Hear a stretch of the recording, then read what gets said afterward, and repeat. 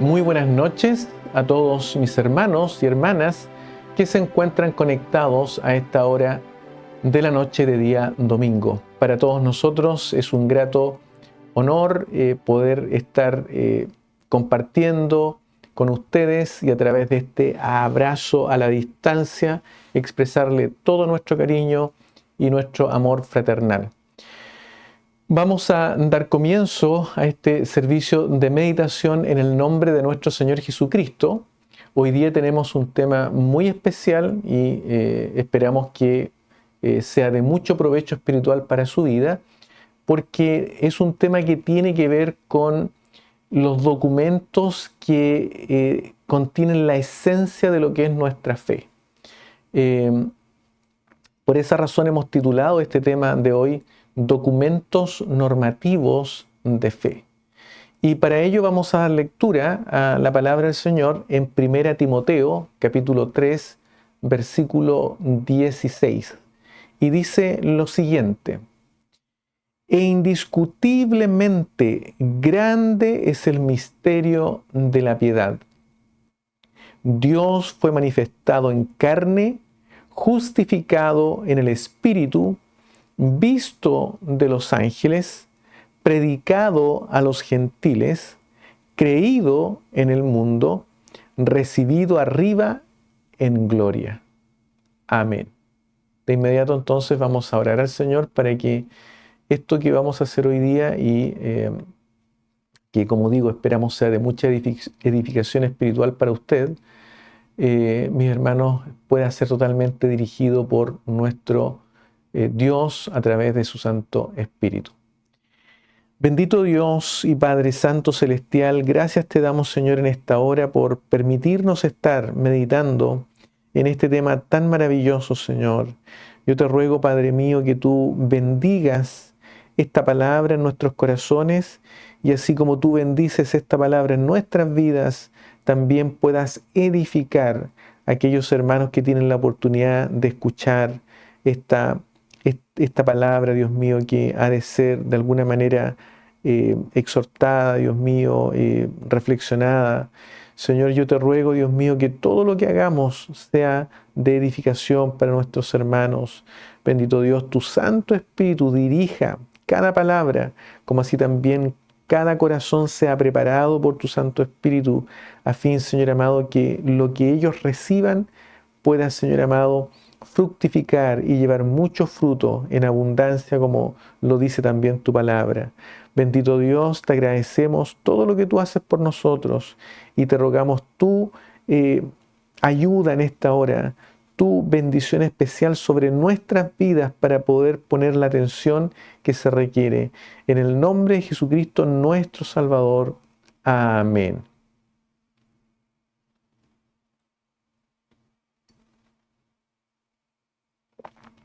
Bien, lo que vamos a hacer hoy día va a ser un poquito diferente, puesto que no vamos a meditar en forma profunda en el contenido que encierra este maravilloso versículo bíblico donde Pablo dice: e indiscutiblemente grande es el misterio de la piedad. Y la palabra piedad tiene que ver con la buena adoración, ¿ya? No nos vamos a meter ni vamos a escarbar mucho en eso, sino que más bien nos vamos a detener en la forma que tiene esta declaración, que dice: e indiscutiblemente grande es el misterio de la piedad. Dice: Dios fue manifestado en carne, justificado en el Espíritu, visto de los ángeles, predicado a los gentiles, creído en el mundo, recibido arriba en gloria. Fíjense ustedes que hay muchos eruditos que concuerdan de que lo que Pablo aquí está expresando no es algo que haya nacido propiamente de él, sino que más bien este sea una fórmula credal, como se conoce y como hay en la Escritura. Y esto se puede reconocer, mis hermanos, por la manera como está escrito, ¿ya? Pablo escribía, él tenía un estilo de una manera como escribir, cómo él escribía sus cartas, pero aquí en este versículo bíblico, en el versículo 16, es como que él introduce algo que desconecta su estilo de escritura. Y por esa razón es que muchas personas dicen seguramente él está citando una fórmula credal, ¿ya? O un credo. Y esto no era algo que Pablo no hiciera. Hay otros lugares en sus cartas donde él también cita estas fórmulas credales. Por ejemplo, en Filipenses capítulo 2, versículos 6 al 11, también se dice que esa parte que él escribe allí, lo más probable es que haya sido una fórmula credal expresada a través de un himno que se conoce como el himno cristológico, ¿ya? Entonces, lo que aquí tenemos en este versículo 16 es esto, una fórmula credal. ¿Y por qué se estima que sea así? Porque, bueno, Pablo aquí, él está narrando en su estilo, está escribiendo esta carta e introduce estas líneas que resultan ser poéticas, resultan tener mucho paralelismo y además también tiene una estructura rítmica, ¿ya? Por eso es que las personas eruditas que estudian la escritura en mucha profundidad, ellos llegan a establecer y a decir, en realidad aquí Pablo, inspirado por Dios, está trayendo una fórmula credal que seguramente estaba, mis hermanos, en la comunidad de fe ya que se estaba formando en la iglesia primitiva. Una fórmula credal, mis hermanos, o un credo, es una fórmula breve y común de fe que resume el mensaje esencial del Evangelio que está centrado, como todos sabemos, en Jesucristo. Y la iglesia primitiva usaba estas fórmulas credales para proclamar, para enseñar, para unificar y también para defender la fe, porque ya en ese momento, en esa época, había mucha doctrina que no era la doctrina correcta dando vuelta en relación a Jesucristo. Y estas fórmulas credales, mis hermanos, surgieron de la vida misma de la iglesia como una comunidad cristiana, ¿ya? Y expresa de forma sencilla y normativa, y de ahí el título de esta meditación, Documentos Normativos de Fe. Entonces expresa de manera sencilla y normativa lo que todos creían. Y la idea de que sea normativo significa que todos expresan el mismo credo, las mismas palabras. Y estas fórmulas credales eran sencillas, fáciles de memorizar y por esa razón eran poéticas, con estructura y con ritmo. Y por eso que usted puede ver acá que dice, e indiscutiblemente grande es el misterio de la piedad. Y comienza el ritmo, ¿ya? Dios fue manifestado en carne, justificado en el Espíritu, visto de los ángeles, predicado a los gentiles, creído en el mundo, recibido arriba en gloria. Entonces lo más probable es que este pasaje haya sido un pasaje que estaba en la mente de todos, ¿ya? Y por eso que cuando Pablo cita esto, él da por hecho que quienes leen esta carta, en este caso Timoteo, iba a reconocer esta fórmula credal. Más aún, es conocido que esta introducción que hace Pablo en el versículo 16, que dice, e indiscutiblemente grande es el misterio de la piedad, eso, mis hermanos, es como una introducción litúrgica, ¿ya? Que muchas veces se usaba para servicios de bautismo, servicios de Santa Cena, etc. ¿Ya? Entonces, eso es lo que Pablo está introduciendo acá. Y no es algo ajeno a las cartas de Pablo, porque existen muchos pasajes donde Pablo introduce estas fórmulas credales, que eran fórmulas credales o credos que se iban formando producto de la predicación apostólica de esa época. Había mucha gente, mis hermanos, que no sabía leer, ¿ya?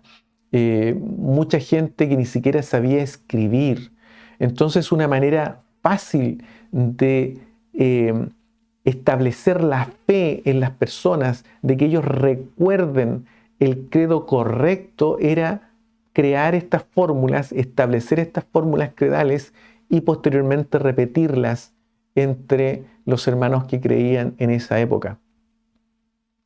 Entonces, mis hermanos, durante el primer siglo se empiezan a formar estas fórmulas credales o estos credos.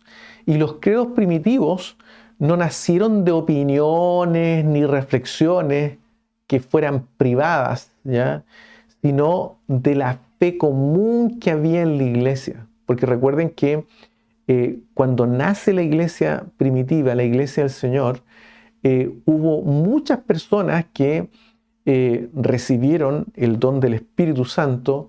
Muchos de ellos también fueron testigos de la ascensión de Cristo, ¿no es cierto?, a los cielos. Muchos fueron testigos de la muerte y resurrección de Jesucristo, y por lo tanto era algo común entre ellos establecer ciertas líneas que eran básicas, ¿ya? Y que todos ellos compartían, ¿ya? Y que finalmente resultaron en estos credos o fórmulas credales. Entonces, como digo, eran el fruto de la predicación apostólica en el primer siglo y de la experiencia compartida del Evangelio y, por supuesto, transmitida y proclamada por toda la comunidad. Ahora, como digo, esta fórmula credal que menciona aquí Pablo no es la única, ¿ya? También, por ejemplo, se dice que la más antigua es la que se encuentra en Primera a los Corintios, en el capítulo 15, versículos 3 al 8, donde Pablo dice: porque primeramente os he enseñado lo que asimismo recibí. Cuando él dice, es enseñado lo que mismo recibí, es lo que hoy día, por ejemplo, si nosotros escribiéramos una carta, simplemente referenciaríamos y pondríamos entre comillas, ¿ya? Pero en el caso de Pablo, en esa época, se hacía referencia: esto es lo que yo recibí y es lo que yo le entrego a ustedes. Y él empieza a decir acá, y aquí hay poesía, aquí hay paralelismo, aquí hay ritmo, ¿ya? Dice que Cristo murió por nuestros pecados conforme a las Escrituras, y que fue sepultado, y que resucitó al tercer día conforme a las Escrituras, y que apareció a Cefas, y después a los 12. Después apareció a más de 500 hermanos a la vez, de los cuales muchos viven aún y otros duermen. Después apareció Jacobo, después a todos los apóstoles. Y ahí Pablo continúa y dice: y al último de todos, como a un abortivo, me apareció a mí. ¿Se da cuenta? Ahí también le está citando una fórmula credal, ¿ya? Que estaba presente en la comunidad cristiana en esa época, durante el primer siglo. Y como digo, esa es la más antigua. Se cree que esa fórmula credal se originó inmediatamente después de la muerte y resurrección de nuestro Señor Jesucristo. Otros ejemplos están en Romanos, en el capítulo 1, por ejemplo, Romanos capítulo 1, versículos 3 y 4. Ahí hay otra fórmula credal. Dice: acerca de su Hijo, nuestro Señor Jesucristo, que era del linaje de David según la carne, que fue declarado Hijo de Dios con poder según el Espíritu de Santidad, por la resurrección de entre los muertos. O sea, eso que está allí también es una cita de una fórmula credal. Eran eran eh, cosas sencillas, ¿ya? Declaraciones muy sencillas, pero que permitían que las personas se las aprendieran de memoria y finalmente cuando ellos estuvieran predicando, ¿ya? Cuando ellos estuvieran haciendo la liturgia en un servicio, pudieran también repetirlas, o incluso cuando tenían que defender su fe. Por ejemplo, hay una parte de la Escritura donde dice Pablo, en 1 Corintios capítulo 12, versículo 3, dice: por tanto os hago saber que nadie que hable por el Espíritu de Dios llama anatema a Jesús, y nadie puede llamar a Jesús Señor, sino por el Espíritu Santo. Se cree que esta también, mis hermanos, era una fórmula creedal, ¿ya? Era una composición sencilla, pero que permitía mantenerse en la memoria. Porque cuando estas fórmulas creedales también servían para las persecuciones, ¿ya? Cuando los cristianos comenzaron a ser fuertemente perseguidos, ellos necesitaban estas fórmulas creedales para mantenerse firme en su forma de creer, ¿ya? Habían algunos que cuando eran perseguidos y fueron azotados y fueron ajusticiados, ellos llamaban en medio de todos esos azotes a Jesús el Señor, porque lo que hacían con estos cristianos era exigirles que negaran a Jesús, que lo maldijeran, ¿ya? Y por eso es que muchos, hay veces que cuando estaban en esa situación, negaban al Señor, lo maldecían. Sin embargo, después decían: el Espíritu de Dios en ese momento me hizo hablar de esta manera, ¿ya? Y por eso Pablo recalca este credo que había en la comunidad, ¿ya? Os hago saber que nadie que hable por el Espíritu de Dios llama anatema a Jesús, y nadie puede llamar a Jesús Señor sino por el Espíritu Santo del Señor. Es decir, si usted está en una situación siendo escarnecido, está a punto de morir y está siendo exigido negar al Señor Jesucristo, y usted dice que es el Espíritu Santo quien lo está haciendo negar el Espíritu Santo del Señor, tenga por seguro que no es el Espíritu de Dios el que está haciendo aquello. Porque solamente cuando el Espíritu de Dios está en uno puede llamar al Señor Jesucristo Señor.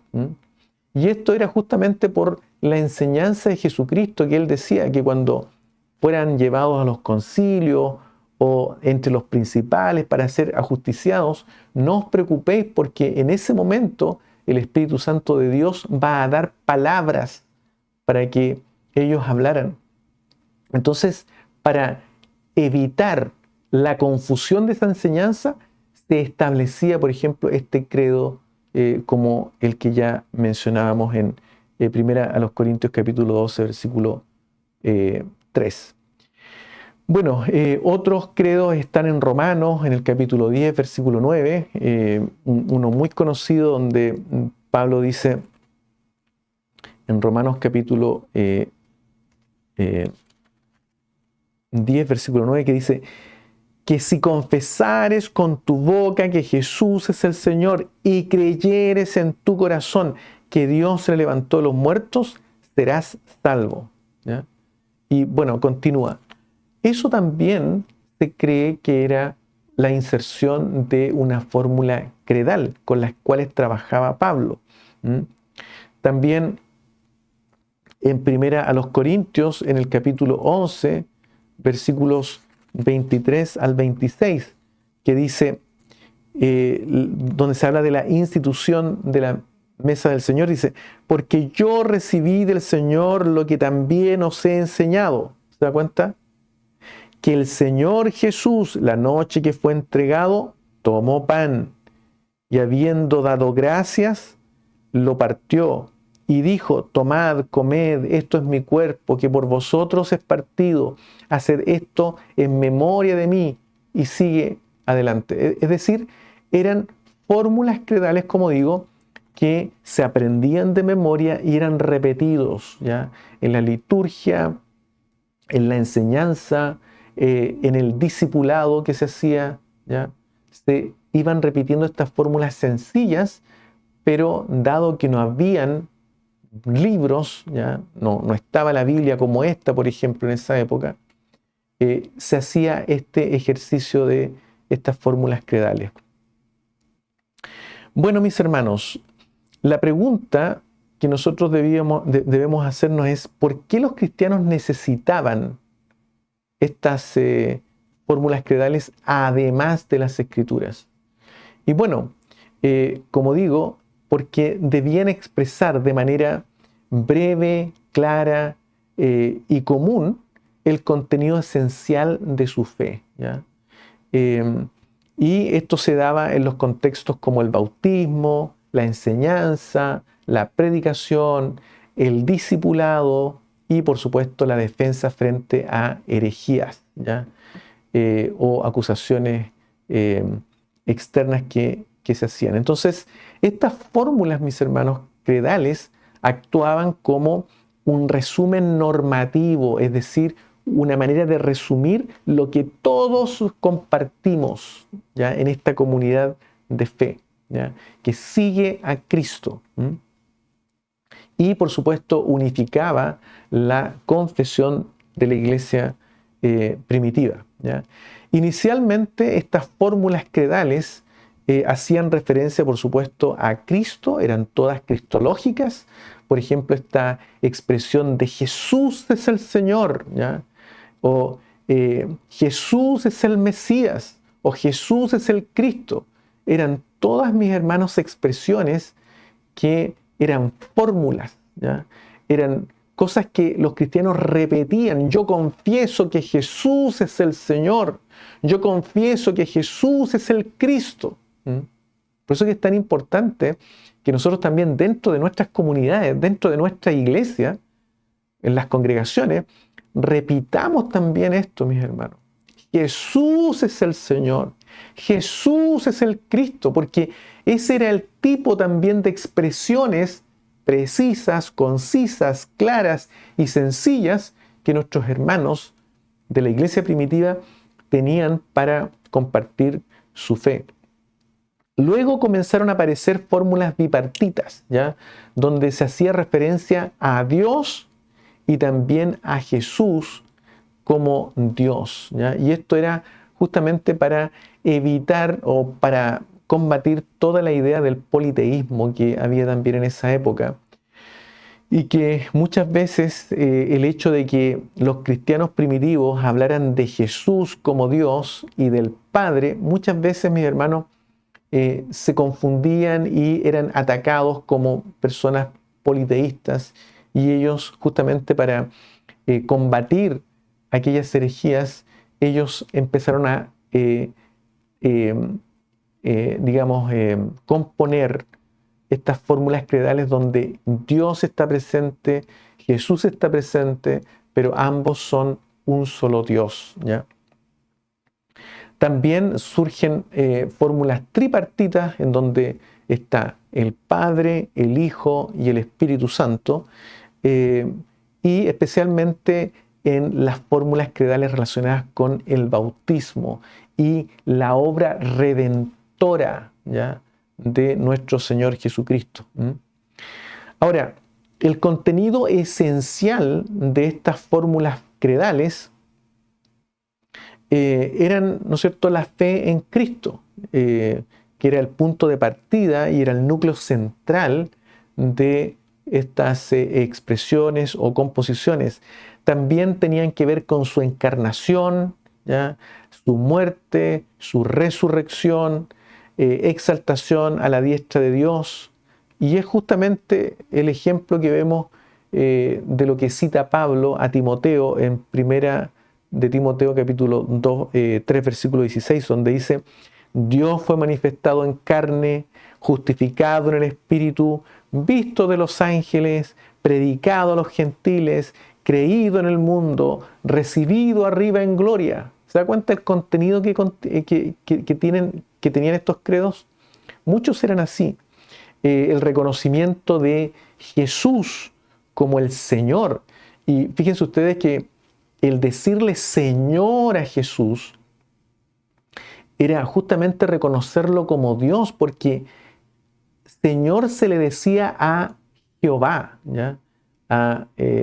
Digamos, el nombre que se expresa en el Antiguo Testamento. Y por eso que no era menor decirle Señor a Jesús, ¿ya? Era algo que, mis hermanos, era parte del credo de esa época, ¿ya? Decirle Señor a Jesucristo, reconocerlo como Señor. Al decirle Señor a Jesucristo, es como que yo lo estoy reconociendo como Dios, ¿ya? El Dios, el mismo que operaba en el Antiguo Testamento, Jehová de los ejércitos, ¿ya? Y también reconocerlo como hijo de Dios. Entonces, esa era más o menos el contenido de lo que tenían estas composiciones sencillas, concisas, que eran expresadas de manera poética, con paralelismo y también con una estructura rítmica para poder aprenderla y llevarla en la memoria, ¿ya? Esto es todo lo que sucede durante el primer siglo, ¿ya? Luego del primer siglo también encontramos fórmulas credales, pero que son un poquito más sistematizadas, ¿ya? Por ejemplo, la primera que vamos a mirar acá, y yo me traje aquí un torpedito para poder recordar, digamos, algunas piezas importantes que me gustaría mencionárselas a ustedes. Lo primero tiene que ver con el credo de los apóstoles, que aparece por allá por el siglo II. Y este credo, mis hermanos, está considerado como la declaración de fe más antigua de la iglesia cristiana, ¿ya? Dice la historia que tiene sus raíces en un antiguo credo de la iglesia romana que se usaba en el siglo II y cuya versión escrita más antigua se encuentra en una carta fechada aproximadamente en el año 341 después de Cristo. Y a lo largo de la historia, la iglesia lo ha empleado como guía doctrinal y como una confesión de fe viva, especialmente en el contexto de la preparación para el sacramento del bautismo.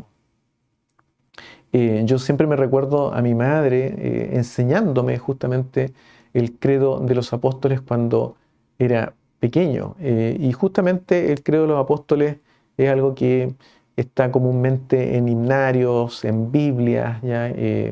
En material complementario o anexo que viene a, digamos, nuestras Biblias a veces, aparece el credo de los apóstoles. El credo de los apóstoles dice más o menos así: creo en Dios, Padre Todopoderoso, Creador del cielo y de la tierra, y en Jesucristo, su único Hijo, nuestro Señor, que fue concebido por obra del Espíritu Santo, nació de María, virgen, padeció bajo el poder de Poncio Pilato, fue crucificado, muerto y sepultado. Al tercer día resucitó de entre los muertos, subió a los cielos y está sentado a la diestra de Dios Padre Todopoderoso. Y desde allí ha de venir a juzgar a los vivos y a los muertos. Creo en el Espíritu Santo, la Santa Iglesia Universal, la comunión de los santos, el perdón de los pecados, la resurrección del cuerpo y la vida perdurable. Amén. ¿Se da cuenta? Esa fue una formulación que aparece justamente en el siglo II. Y es importante que nosotros, mis hermanos, también la mantengamos en nuestra tradición, las enseñemos también a nuestros hijos, porque es una manera fácil de recordar cuál es la esencia de nuestra fe. Ahora, estas confesiones credales ¿son sustitutas de la Escritura, de la Biblia? No, mi hermano, ¿ya? La Biblia es la que contiene todo lo necesario para nuestra salvación. La Biblia es nuestra autoridad máxima, es nuestra regla de vida, ¿ya? En todo ámbito de nuestra vida, tanto en la iglesia como en nuestra vida privada. La palabra del Señor, la Biblia, es lo que nos rige a nosotros. Pero hay veces que es necesario condensar en cosas sencillas y fáciles de recordar, como era el credo de los apóstoles, la fe cristiana. Y eso fue lo que hicieron los cristianos antiguos. Y es bueno, mis hermanos, que nosotros nos conectemos con ellos, manteniendo estos credos que son tan importantes en la tradición de la iglesia.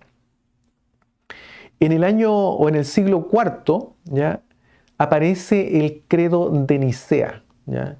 Y el credo de Nicea es un documento que justamente surge luego de un concilio donde se establece, mis hermanos, el concepto de Trinidad, ¿ya?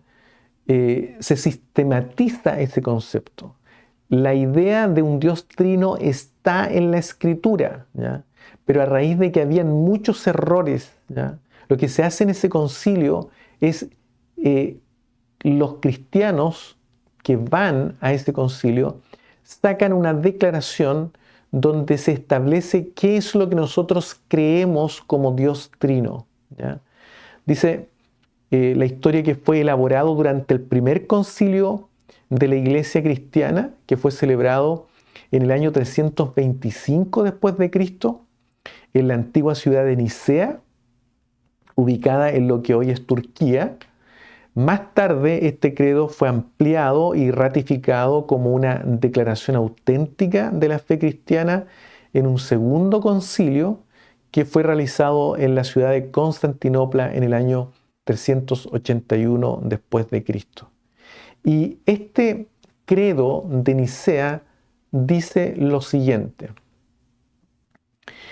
creo en un solo Dios, Padre Todopoderoso, Creador del cielo y de la tierra y de todas las cosas visibles e invisibles, y en un solo Señor Jesucristo, Hijo unigénito de Dios, engendrado del Padre antes de todos los siglos, Dios de Dios, luz de luz, verdadero Dios de verdadero Dios, engendrado, no hecho,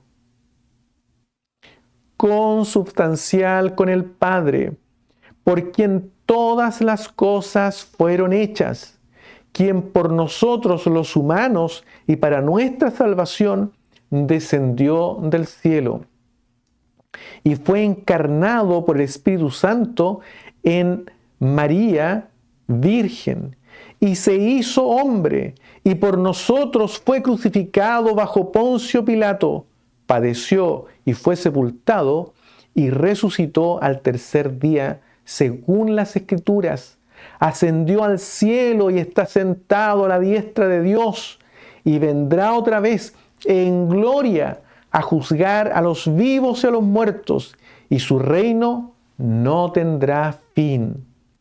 Y creo en el Espíritu Santo, Señor y dador de la vida, procedente del Padre y del Hijo, que con el Padre y el Hijo debe ser adorado juntamente y juntamente glorificado, que habló por los profetas.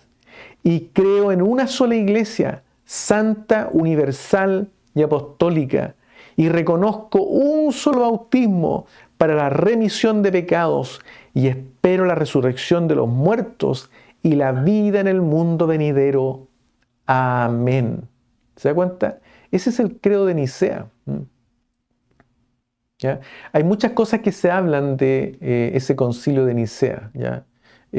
Todas son cosas que tienen que ver con teorías de la conspiración. No es lo que la historia del cristianismo dice respecto de el concilio de Nicea. En el siglo V, mis hermanos, aparece la fórmula de Calcedonia o el credo de Calcedonia. El credo de Calcedonia fue formulado, mis hermanos, durante el cuarto concilio de la Iglesia en el año 451 después de Cristo en Asia Menor. Y la idea de este concilio fue enfrentar ciertas herejías y esclarecer la doctrina sobre la doble naturaleza de Cristo. Aunque esta declaración no cuenta con la misma aceptación universal que el credo de los apóstoles y el de Nicea, ha sido reconocida como válida por las tradiciones teológicas de la Iglesia, la ortodoxia oriental y diversas denominaciones protestantes, ¿ya? Entonces, la fórmula de Calcedonia trata, mis hermanos, de establecer qué es lo que nosotros creemos en relación a la naturaleza de Cristo, ¿ya? Y dice lo siguiente: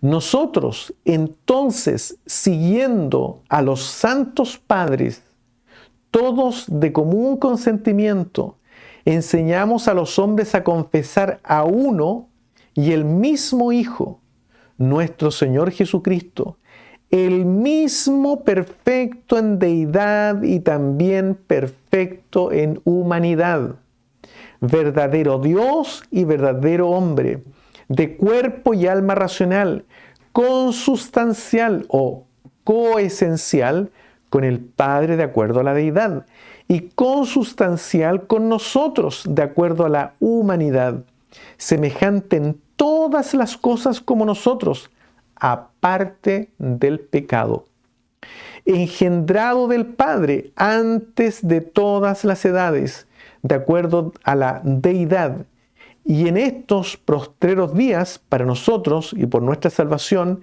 nacido de María, virgen, la portadora de Dios en cuanto a la humanidad.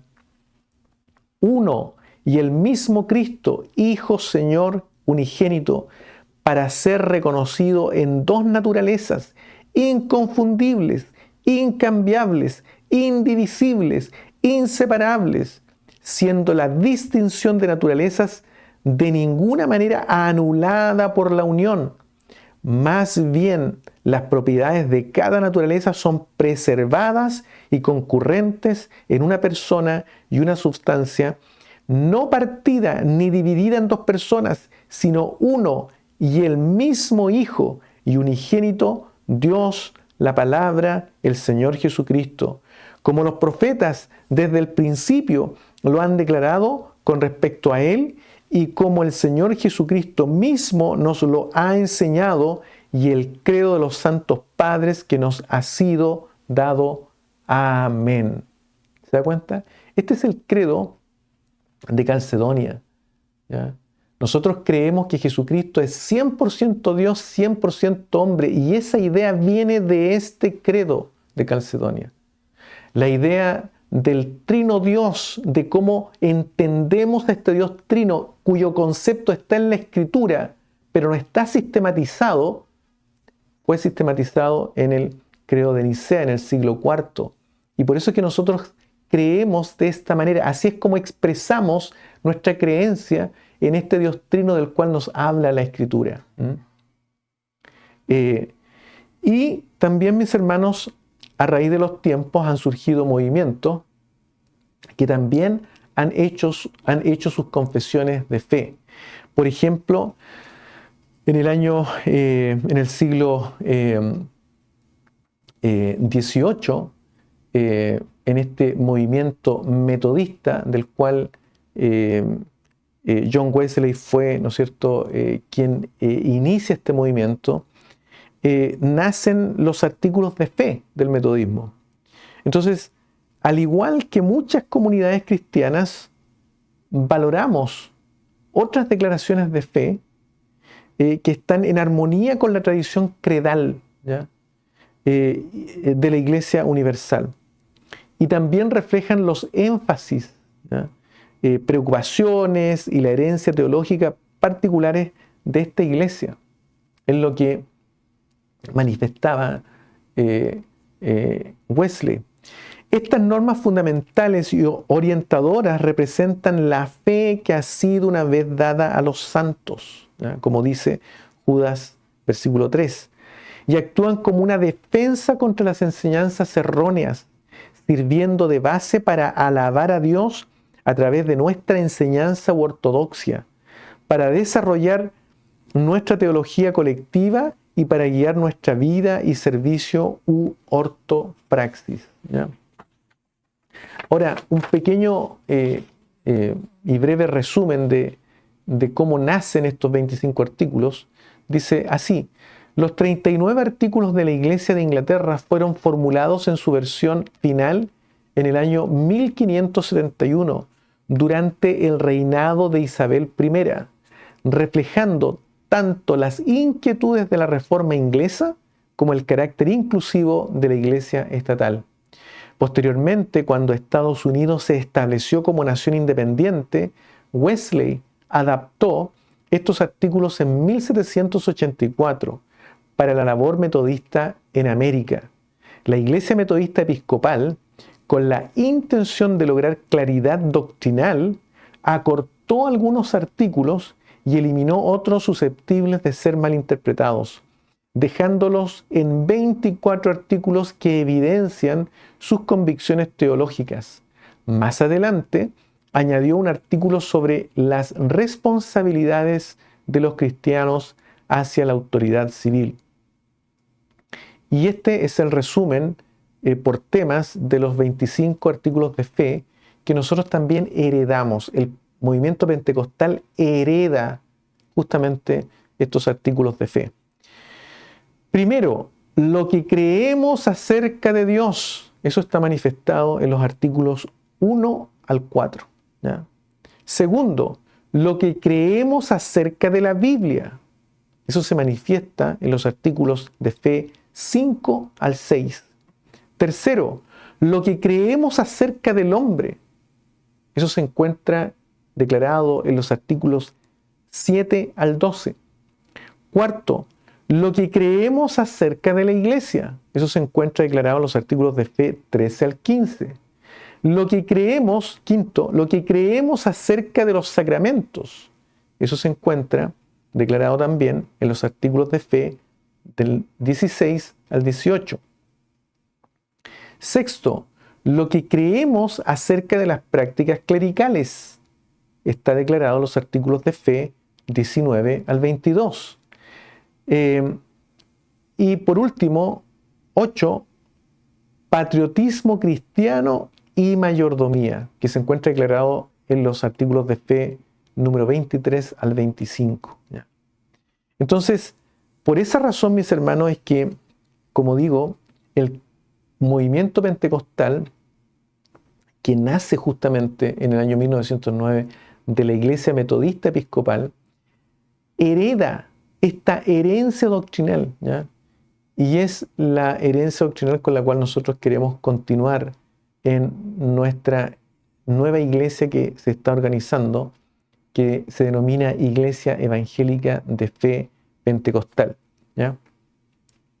Y esto, mis hermanos, antiguamente eran aprendidos por las personas que pertenecían a la iglesia, ¿ya? Se enseñaban, se exhortaban, se hacían estudios en relación a estos artículos de fe, ¿ya?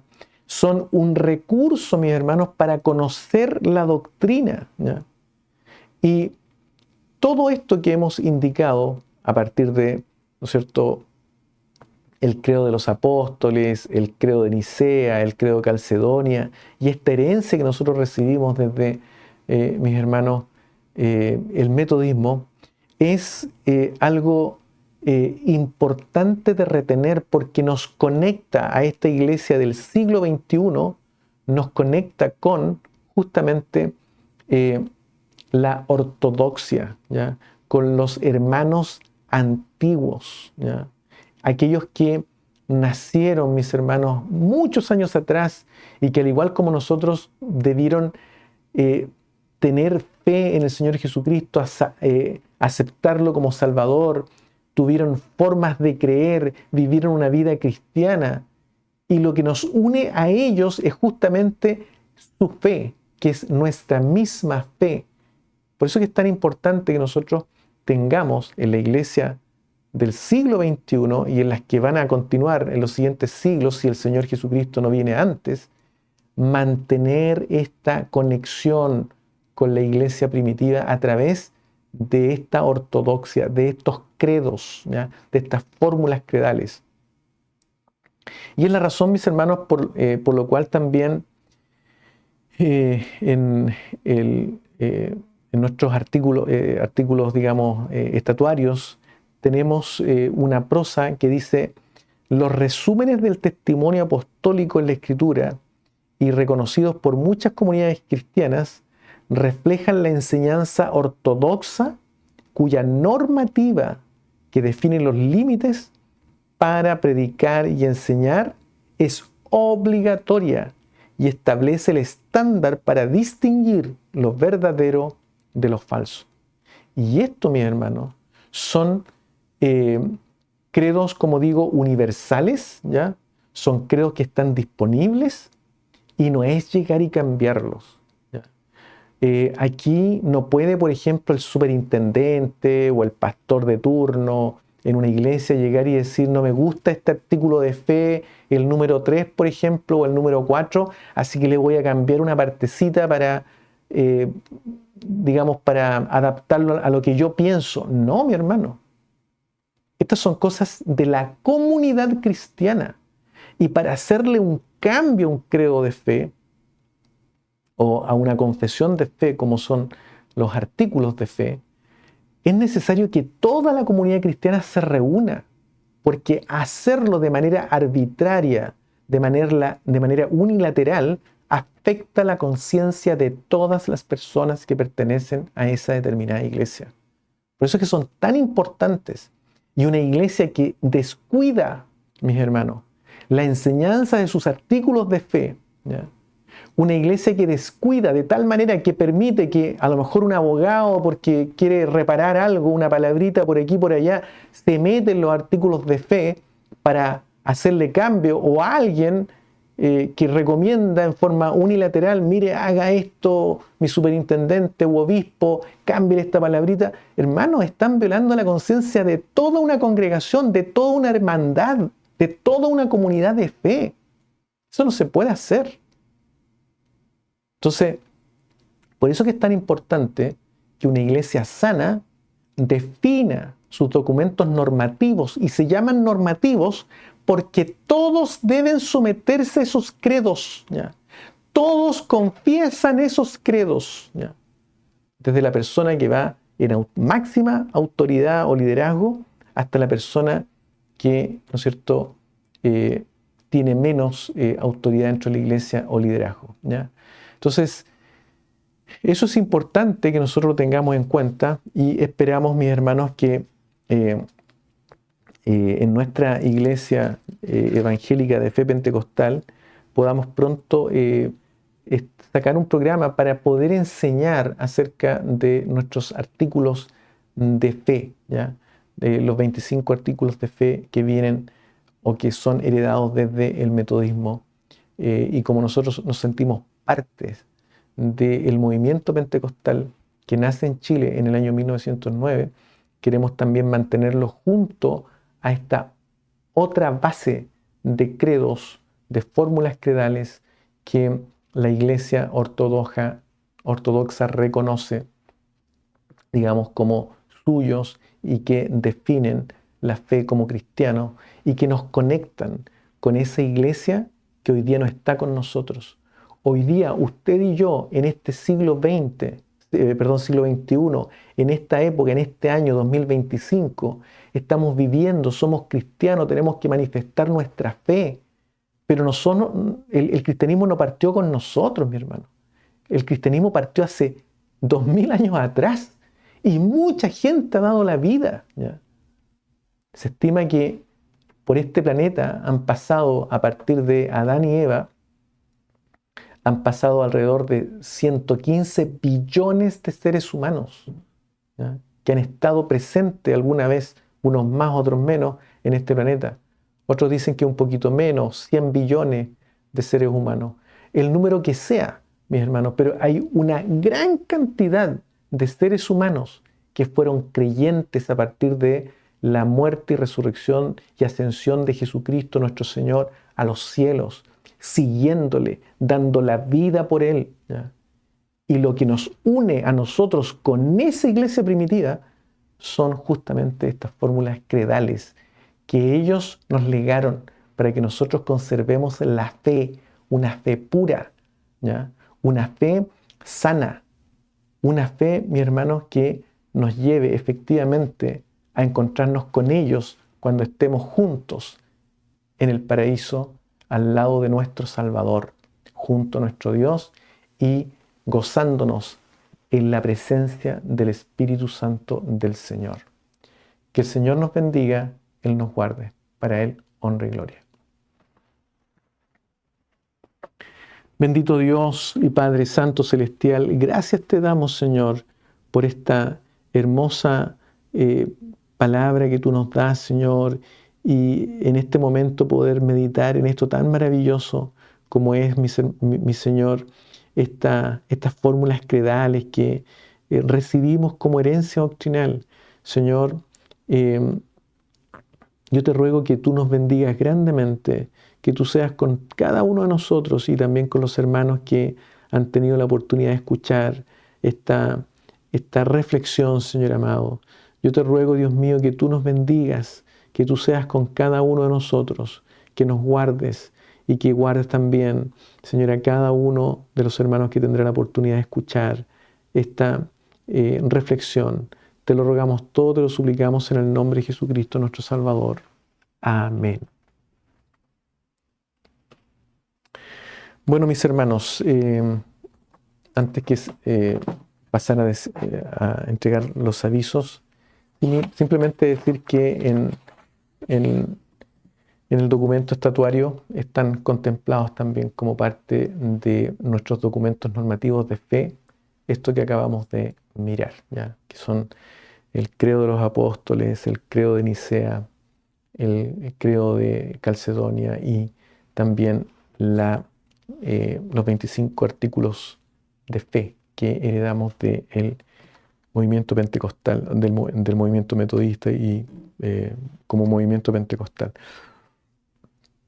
Bien, para la próxima semana tenemos una semana de consagración con la ayuda del Señor. En esta semana procuramos estar en forma más consciente, mis hermanos, conectados con el Señor. No es que nos desconectemos del Señor, pero siempre tenemos que estar constantemente orando, meditando en la palabra del Señor, ayunando. Pero en esta semana lo hacemos en conjunto, como hermanos, como comunidad, como iglesia, pero lo hacemos en forma consciente, ¿ya? Y el día martes 7 vamos a meditar en el Salmo 97 y vamos a tener un día de ayuno que termina a las 6 de la tarde y que justamente comienza el ayuno a las 10 de la noche. Y ese día martes 7 vamos a tener también una reunión de organización donde vamos a continuar trabajando sobre el reglamento que acompaña a los estatutos, ¿ya? Que ya fueron presentados al Ministerio de Justicia y que estamos pidiendo justamente, estamos esperando que nos entreguen una respuesta. El día miércoles vamos a tener nuestro taller de lectura de Mujeres de la Biblia a las 8 de la tarde vía Zoom y también a las 10 de la noche vamos a comenzar nuestro ayuno. El día jueves vamos a estar meditando en el Salmo 99 y vamos a estar haciendo también un día de ayuno. Ese día jueves 9 de octubre vamos a tener también una reunión de organización del operativo que estamos preparando para los días sábado 25 y domingo 26, un operativo de salud que se denomina Jornadas de Salud y Amor, que se va a llevar a cabo en Villa La Cruz, Reñaca Alto, en Viña del Mar, Chile. Gracias a Dios que estamos muy bien encaminados y va a ser una labor muy preciosa, y quienes deseen, digamos, colaborar, especialmente profesionales de la salud, son bienvenidos a conectarse y comunicarse con nosotros, ¿ya? Eh, También el día viernes 10 vamos a tener nuestro taller de lectura bíblica a las 8 de la tarde. Este taller lo va a coordinar nuestro hermano Víctor Ángeles. Y también ese día vamos a comenzar un ayuno a las 10 de la noche. El día sábado 11 vamos a estar meditando en el Salmo 101 y vamos a estar en un día de ayuno, y de 6 a 9 vamos a tener un servicio de consagración vía Zoom. Y este servicio de consagración va a ser dirigido por nuestros hermanos que pertenecen, digamos, a todo este movimiento que estamos realizando, pero que se encuentran en Argentina. Así que vamos a tener a nuestros hermanos de Argentina dándonos el pancito y dirigiendo esa consagración ese día. Así que de 6 a 7 de la tarde, hora de Illinois, todos estos horarios son horarios de Illinois. En la descripción de esta grabación se encuentran los horarios para otros países, pero de 6 a 7 hora de Illinois va a haber reunión de oración dirigida por nuestro hermano Héctor Ortiz de Comodoro Rivadavia.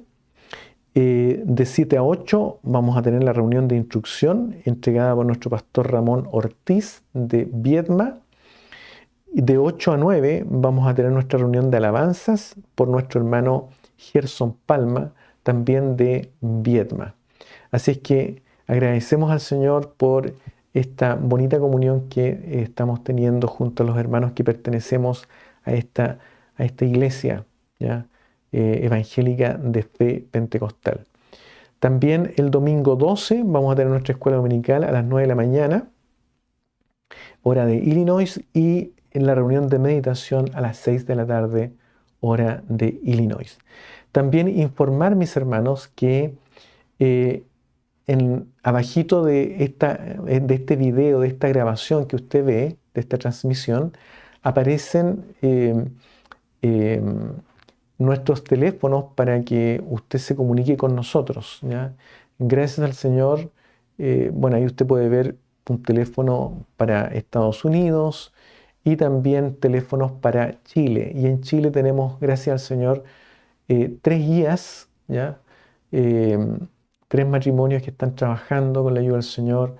Un matrimonio que está en Santiago, en la ciudad de Las Condes, otro matrimonio que está en Viña del Mar y otro matrimonio que está en Salamanca. Así es que ahí están los teléfonos para que usted se contacte con ellos si se encuentra en algún lugar cercano y quiere inquirir más información respecto de esta iglesia que se está formando y de nuestras actividades que estamos también desarrollando. El guía de Santiago es nuestro hermano Alejandro Moreira, junto a su esposa, nuestra hermana Jacqueline. En Viña del Mar está nuestro hermano José Luis Moraga, junto a su esposa, nuestra hermana Cecilia. Y en Salamanca está nuestro hermano Nelson Astorga, junto a su esposa, nuestra hermana Karen. Así es que gracias al Señor que estamos justamente ya trabajando en esta iglesia que se está formando, y esperamos que el Señor traiga mucha bendición, muchas almas que están necesitadas y que desean ser de alguna manera bendecidas por nuestro Dios, nuestro bendito y eterno Salvador. También indicarles que estamos trabajando en la organización de Eclesia 2026. Ya comenzamos nuestras reuniones para organizar. Estamos en la selección de tópicos o temas que vamos a desarrollar en base a sugerencias de algunos jóvenes, viendo las necesidades que ellos tienen. Así que gracias al Señor ya estamos trabajando, y esto va a ser el próximo año, en julio del año 2026, y lo vamos a volver a hacer en la zona de Chiguayante, con la ayuda del Señor, ¿ya? Y nuestro deseo, como digo, es justamente llevar bendición, aquella bendición que el Señor también a cada uno de nosotros nos ha dado. Bueno, para el Señor sea toda honra y toda gloria. Vamos de inmediato a despedir este servicio en el nombre del Señor. Bendito Dios, gracias te damos, Señor, en esta hora por esta hermosa reunión que hemos tenido, Señor, donde hemos podido hablar sobre este tema tan importante como son estos documentos normativos de fe. Yo te ruego que tú nos bendigas, que tú guardes a cada uno de nuestros hermanos que pertenece a este ministerio, como así también a esta iglesia que se está formando en Chile. Dios mío, a nuestros hermanos que están en Argentina, a aquellos hermanos que nos acompañan de acá de Estados Unidos, también de México y también de Bolivia. Señor amado, te rogamos tu bendición sobre todos ellos y te pedimos que ellos sientan, Señor amado, en sus vidas ese mover de tu Santo Espíritu, trayendo aquello que ellos necesitan para ser fortalecidos y para continuar en este camino maravilloso de santidad. Todo te lo rogamos, te lo suplicamos, en el nombre de Jesucristo nuestro Salvador. Amén.